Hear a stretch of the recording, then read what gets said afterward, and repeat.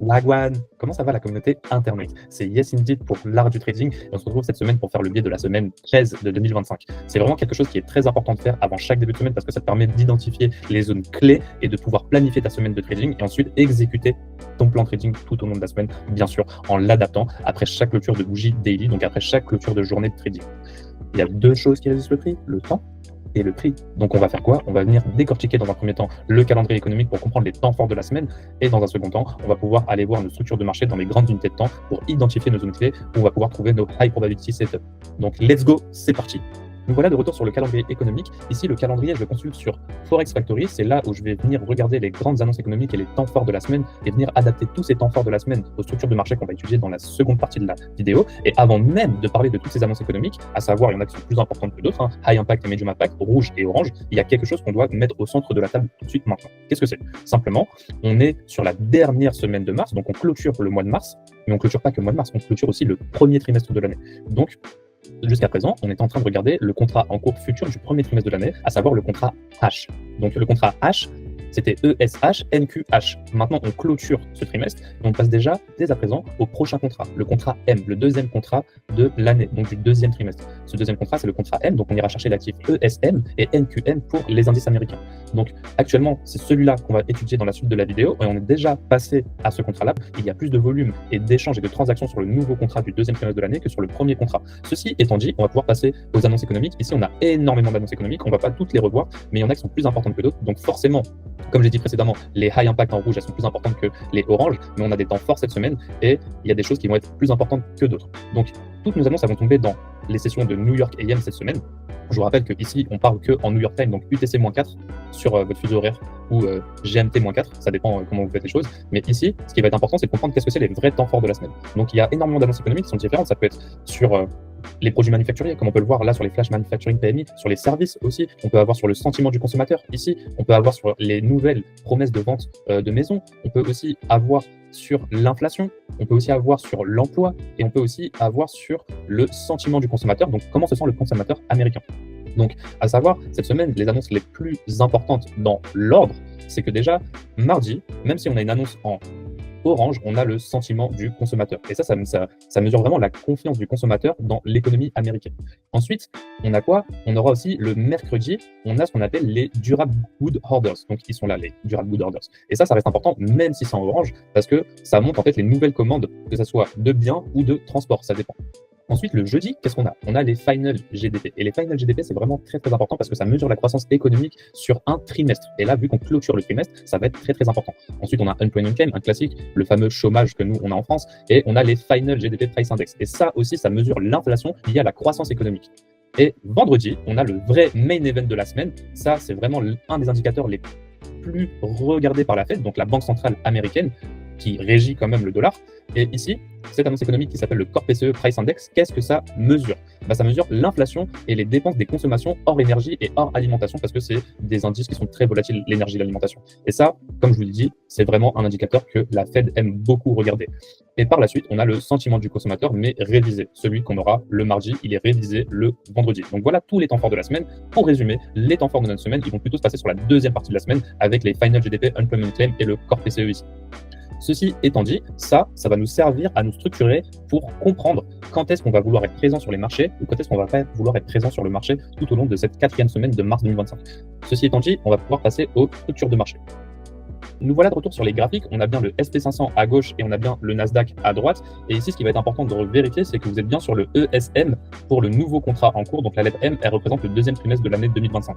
Et ici, sur le Nasdaq, ça sera NQM 2025 pour le deuxième trimestre de l'année 2025. Ici, on est sur le SP500 à gauche, Nasdaq à droite. Une bougie vaut un mois ici en monthly, le code couleur rouge que j'utilise pour délimiter mes zones en monthly. Donc qu'est-ce qu'elle a fait notre bougie ici? Elle a bien ouvert ici, elle a fait le haut, elle nous a fait un point bas ici. Et pour l'instant, on est là. Il nous reste encore une semaine avant la clôture de cette bougie, donc cette semaine elle va être déterminante. Qu'est-ce que c'est le niveau qu'on va regarder ici? C'est est-ce qu'on va venir ici fermer dans ce déséquilibre ici? Est-ce que ce déséquilibre, on va le respecter ou est-ce qu'on va pas le respecter? Donc ça, c'est un petit peu toute la démarche qu'on va avoir sur le monthly. Donc le déséquilibre que je montre, il est bien ici. Qu'est-ce qu'on a sur la gauche? Ici, on a un volume balance. Qu'est-ce qu'on sait sur le volume balance? Nous, ce qu'on veut pour un volume balance, ça serait de venir le clôturer au corps pour ne plus le regarder et qu'il soit effectif. Donc, si on veut clôturer ce volume balance, ça voudrait dire qu'on clôturerait sous ce niveau de BC en 3 mois et on viendrait en dessous. Ici, le BC dont je suis en train de vous parler, je vous le montre, c'est un BC 3 mois. Ok, donc il est bel et bien là. On a bien le haut du déséquilibre ici et le bas du déséquilibre ici. La bougie elle ferme à la fin de la semaine là, pour le premier trimestre de l'année. On aura la réponse à la fin de la semaine de comment ça se passe. Mais ça nous donne une bonne indication pour la suite. De retour sur le monthly ici, on n'a plus rien à dire sur le SP500. L'équivalent sur le Nasdaq, qu'est-ce que c'est? C'est que ici, on a quoi? On a une grande mèche aussi en 3 mois. Cette grande mèche ici représente le déséquilibre 3 mois ici. Et cette grande mèche, quand on vient mettre les quadrants inférieurs, on est venu toucher les 50%. On n'a toujours pas touché le même volume imbalance que sur le SP500, mais ça ne serait tardé pour la suite. Donc moi, je m'attends encore à avoir sûrement une bougie baissière. Peut-être dans la seconde partie de la semaine, on verra selon les temps forts et comment le weekly et daily se met en place. Retour sur le monthly ici. Donc ici, sur le monthly, qu'est-ce qu'on peut voir? On est venu aussi dans un déséquilibre ici, sur le Nasdaq. Ce déséquilibre, c'est un déséquilibre monthly. Donc ici, je vais venir et je vais le mettre en x4 pour qu'on puisse bien le voir. On est bel et bien dans ce déséquilibre et on est venu à peine toucher le bas de ce déséquilibre ici. Et comme on est venu à peine toucher le bas du déséquilibre, la deuxième partie, donc la partie basse du déséquilibre monthly, n'a pas été touchée, elle est restée ouverte. Donc on a du business qui n'est pas fini. Moi, j'ai toujours des objectifs baissiers sur du long terme ici. À voir comment ça va se passer sur le monthly, sur le weekly. Donc passons sur le weekly maintenant. Ici, c'est ça qui va nous intéresser, c'est une bougie vaut une semaine. Donc la semaine dernière, qu'est-ce qu'on a fait? On a fait une toute petite bougie d'intérieur. On va se concentrer que sur le SP500 déjà, et ensuite on ira reporter sur le Nasdaq. Donc ici, ce qui est important de voir, c'est qu'on a cassé notre dernière jambe de prix. Donc notre dernière jambe de prix, c'était bien ce bas, ici.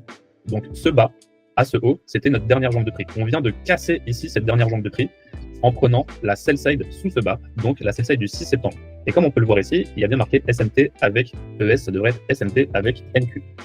Parce qu'on a une divergence. Pourquoi on a une divergence? Parce que ce bas ici sur le Nasdaq, il n'a pas été pris. On va voir ça tout de suite sur le Nasdaq et on le voit. Le bas ici du 6 septembre n'a pas été pris sur le Nasdaq, mais il a été pris sur le SP500. Donc pour qu'on puisse bien le voir, je vais venir mettre ça en avant ici. Ici, il est resté ouvert, on ne l'a pas touché. Et ici, on a bien touché ce bas. Donc quand on a bien touché ce bas ici, on a une divergence. On va revenir faire un petit focus sur le SP500 maintenant. On a fait un bas ici et on a fait aussi un swing low. Une bougie, deux bougies, trois bougies, on a bien un swing low. Et la semaine dernière, qu'est-ce qu'on a fait? On a fait une bougie interne. On n'a ni pris le haut de la semaine dernière, ni pris le bas de la semaine dernière. Donc on a une semaine qui a complètement accumulé ici des ordres. Qu'est-ce qui se passe après une accumulation? Souvent, on peut avoir une explosion du prix, une extension, ou on peut appeler ça aussi une distribution. Ici, notre travail, c'est quoi? C'est de venir définir le previous week high, previous week low, d'imaginer à quoi va ressembler notre prochaine bougie daily, la prochaine bougie weekly, je veux dire. Donc la prochaine bougie weekly, elle va ouvrir ici. Est-ce qu'elle va descendre chercher le previous week low? Est-ce qu'elle va monter chercher le previous week high? Moi, je suis plus sur, même si sur du long terme, j'aimerais qu'on soit baissier, je suis plus ici en train de me dire que j'ai un draw on liquidity opposé à mon biais. Donc, mon biais, où est-ce qu'il est? Ici, mon biais, il va être baissier, toujours. Donc, sûrement chercher ce bas plus tard. Ok, mais avant de chercher ce bas, je vais avoir ce biais ici, donc ce draw on liquidity pour le previous week high parce que je vais m'attendre à avoir une bougie haussière. Donc, la semaine prochaine, je m'attends plus à monter, venir chercher ce déséquilibre CB en weekly avec ce volume imbalance entre ces deux bougies ici. Pourquoi pas venir même sur les 50% ou sur le bas de novembre qu'on avait fait ici. C'est un niveau assez majeur qui peut être repricé. Donc venir dans cette zone-là pour par la suite chercher le previous week low et pourquoi pas descendre. Donc je m'attends plus à une semaine comme ceci qui viendrait prendre le previous week high, previous week low. Okay, et qui clôturerait sous le niveau que je vous ai montré en 3 mois tout à l'heure. Donc ce niveau ici. Je m'attendrais plus à clôturer en dessous ces deux niveaux, les deux niveaux ici en rouge. Donc je m'attends à une semaine plutôt haussière pour redescendre peut-être sur la seconde partie de la semaine. Donc je m'attends à ça ici. Donc hop, je vais mettre ça en weekly, comme ceci. Ok, donc si je m'attends à une semaine haussière sur le SP500, je m'attends aussi à une semaine haussière sur le Nasdaq. Donc maintenant qu'on a bien identifié la divergence ici et qu'on a bien un point bas, on a bien une bougie, deux bougies, trois bougies ici, on est venu dans le déséquilibre monthly ici. On a bien réagi dedans, on a fait un point bas, donc pourquoi pas revenir repricer à l'intérieur ici. Où est-ce qu'on pourrait repricer ici? Ici, là, on va pouvoir repricer, ça va être simplement d'ouvrir à la clôture de la précédente, donc ouvrir ici, monter, chercher le previous week high dans un premier temps, ensuite le CB weekly qui est en confluence avec le volume imbalance weekly ici.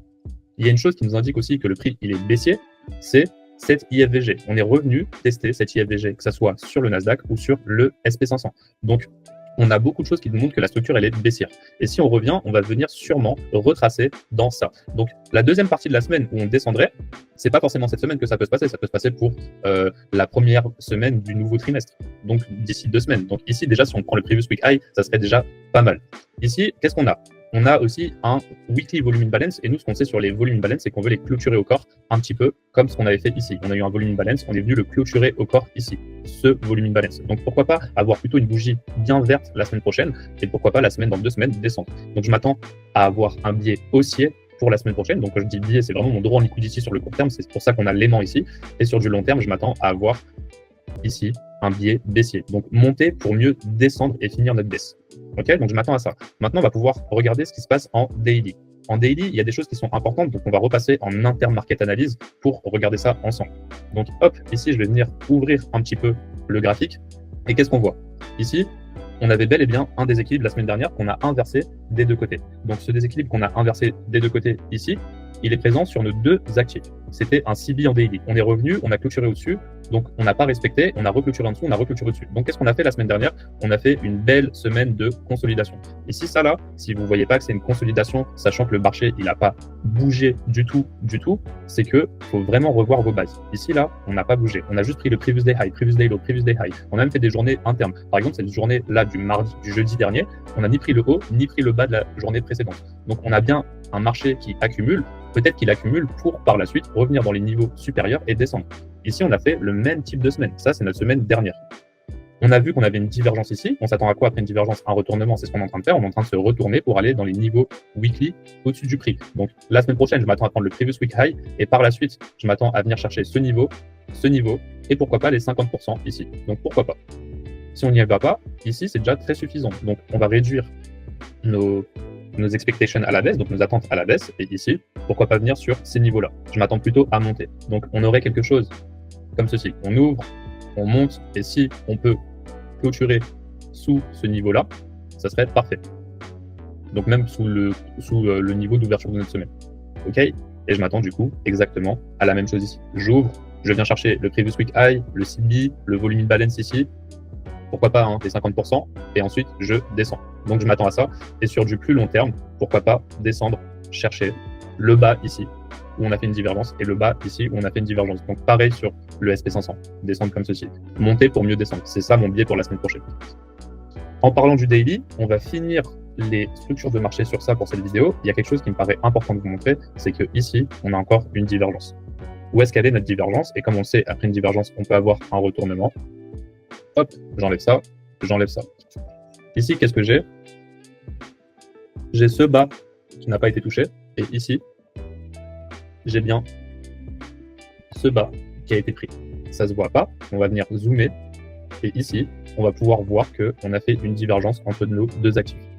Ici, ce que je suis en train de vous montrer, c'est que ce bas n'a pas été récupéré sur le SP500. Donc, le SP500 est plus fort à la hausse que le Nasdaq. Et ce bas a été récupéré sur le Nasdaq. Donc, qu'est-ce que ça nous montre? Ça nous montre qu'on va pouvoir sûrement continuer à monter. Et qu'est-ce qu'on a laissé là?